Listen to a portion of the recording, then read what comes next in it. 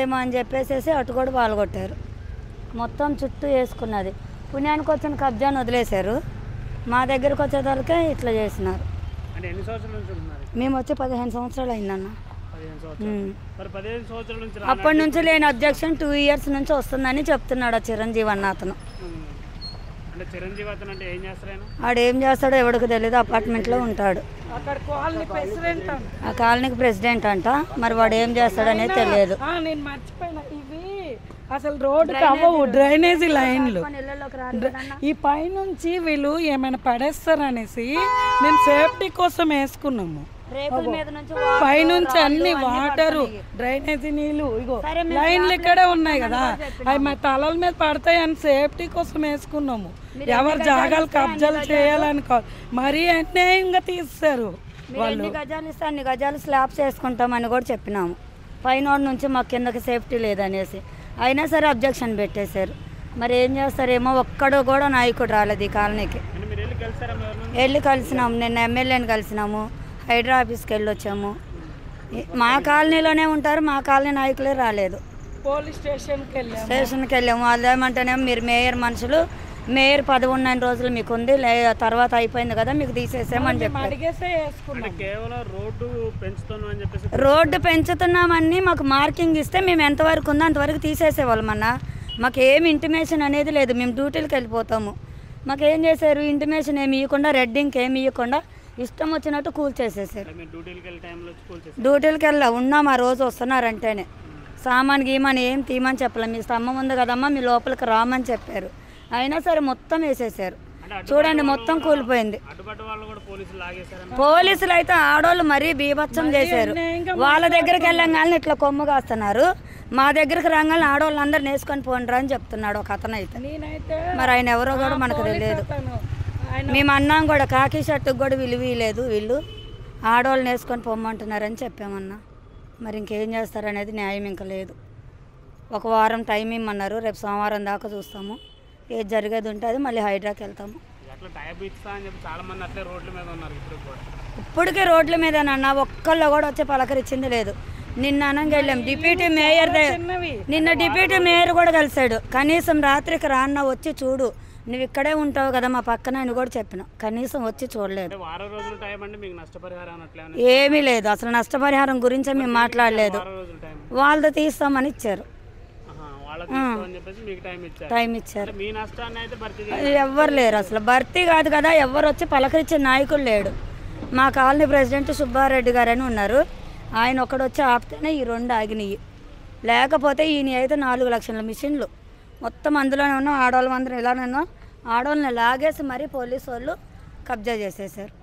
మా ఇల్లులు కూడా చాలా చిన్న. ఈ బాత్రూమ్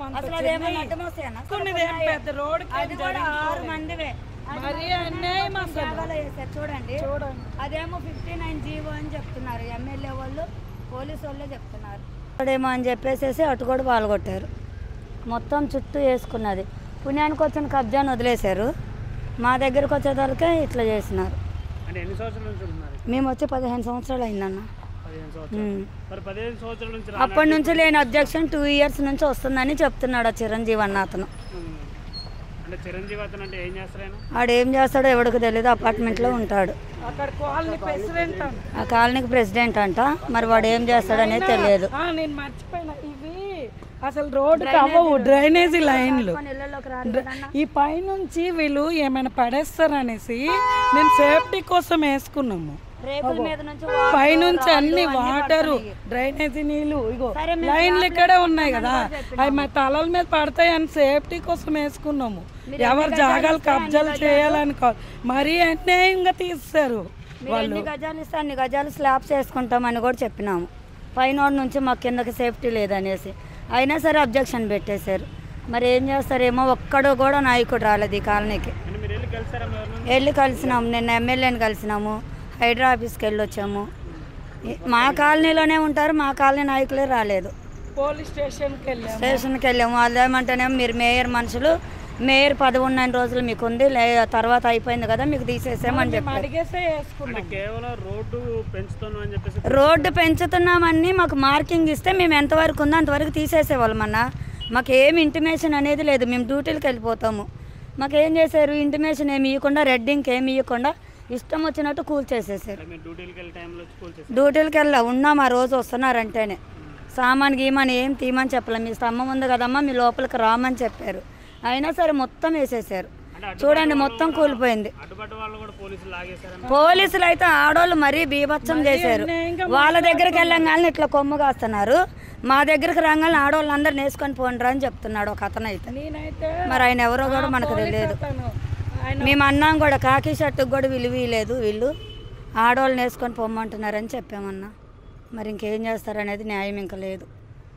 ఒక వారం టైం ఇమ్మన్నారు, రేపు సోమవారం దాకా చూస్తాము. ఏది జరిగేది ఉంటే అది మళ్ళీ హైడ్రాకి వెళ్తాము. ఇప్పటికే రోడ్ల మీదనన్నా ఒక్కళ్ళు కూడా వచ్చి పలకరించింది లేదు. నిన్న అనంగా వెళ్ళాం డిప్యూటీ మేయర్ నిన్న డిప్యూటీ మేయర్ కూడా కలిశాడు. కనీసం రాత్రికి రాన్న వచ్చి చూడు, నువ్వు ఇక్కడే ఉంటావు కదా మా పక్కన అని కూడా చెప్పిన. కనీసం వచ్చి చూడలేదు. ఏమీ లేదు, అసలు నష్టపరిహారం గురించే మేము మాట్లాడలేదు. వాళ్ళది తీస్తామని ఇచ్చారు, టైం ఇచ్చారు. ఎవ్వరు లేరు, అసలు భర్తీ కాదు కదా, ఎవరు వచ్చి పలకరించే నాయకుడు లేడు. మా కాలనీ ప్రెసిడెంట్ సుబ్బారెడ్డి గారు అని ఉన్నారు, ఆయన ఒక్కడు వచ్చి ఆపితేనే ఈ రెండు ఆగినాయి. లేకపోతే ఈయన అయితే 4 లక్షల మిషన్లు మొత్తం అందులోనే ఉన్నాం. ఆడవాళ్ళ అందరం ఇలానే ఉన్నాం. ఆడవాళ్ళని లాగేసి మరీ పోలీసు వాళ్ళు కబ్జా చేసేసారు. మా ఇల్లులు కూడా చాలా చిన్న, ఈ బాత్రూమ్ పెద్ద రోడ్ చూడండి. అదేమో 59 జీవో అని చెప్తున్నారు ఎమ్మెల్యే వాళ్ళు, పోలీసు వాళ్ళే చెప్తున్నారు.